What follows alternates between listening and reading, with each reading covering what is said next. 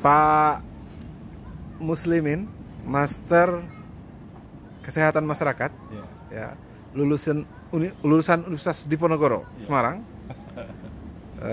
Gimana pendapat Bapak tentang corona yang begitu horor? Padahal seperti kita tahu corona itu kan hanya bisa menular dari droplet. Artinya dari bersin, percikan air ludah. Bersin dan percikan air ludah. Gimana? Coba Bapak jelaskan dari sudut kesehatan, karena Bapak itu master di kesehatan masyarakat. Apa MKM ya Pak ya? MKes ya. Jadi kita harus mengedukasi masyarakat bahwa virus corona itu sebetulnya tidak berbahaya. Yang berbahaya itu penyebarannya, karena sangat cepat dan masif tadi. Kalau virus coronanya itu lemah, satu, dia tidak tahan oleh panas. Kedua, dia akan hancur oleh sabun. Tidak perlu hand sanitizer, sabun sunlight pun cukup, atau sabun krim. Jadi corona itu tidak berbahaya selama dia tidak masuk dalam saluran pernapasan kita. Karena dia butuh media tempat hidup yang lembab dan gelap. Terus kenapa setiap orang yang kena corona kesannya harus mati gitu loh? Nah, ini kesalahan lagi pemberitaan. Media mendramatisir bahwa kesannya kalau kena corona orang itu satu aib, saya bilang tadi. Kedua, kayaknya akan mati. Padahal corona itu kalau kena ada namanya masa inkubasi yang 14 hari. Masa inkubasi itu adalah waktu terkontak pertama sampai menimbulkan gejala. Pada minggu pertama dia akan menimbulkan demam, batuk atau sesak napas. Tapi pada minggu kedua itu tubuh mengeluarkan imun, kekebalan. Karena tubuh manusia diciptakan sedemikian rupa sama Tuhan.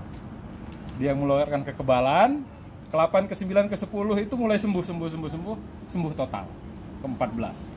Sehingga nggak ada yang perlu ditakutkan. Corona ini virus yang biasa, nggak beda sama virus flu. Kalau dia didramatisir ya jadi menakutkan. Yang rentan terhadap virus corona ada 3. Pertama, usia lanjut, lansia, 70 ke atas. Jadi yang di rumah saja itu lansia ya? Ya. Dan bukan anak sekolah atau pegawai negeri TNI Polri, bukan? Yang kedua, balita, ya. Bayi di bawah 5 tahun. Itu sama sebabnya kenapa? Daya tahan tubuhnya masih lemah, masih labil, belum stabil. Lansia gitu juga, daya tahan tubuhnya yang lemah.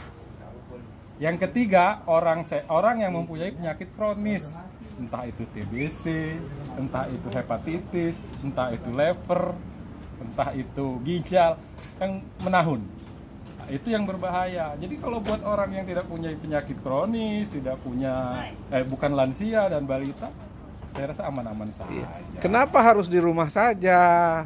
Nah, itu yang saya bilang pertama, penyebarannya yang masif dan cepat untuk memutus mata rantai penyebaran sebetulnya.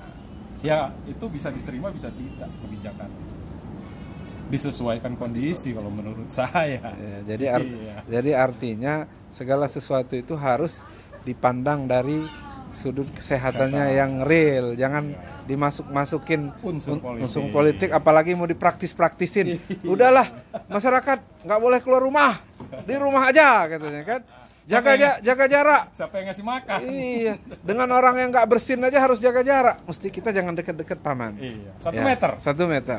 Demikian. Social distance. Demikian Muslimin Master Kesehatan Masyarakat dari Universitas Diponegoro. Sekarang staf pengajar di Poltekkes Bandar Lampung. Dilaporkan langsung dari Anjung Bangoki, Pesisir Barat, Lampung, Indonesia.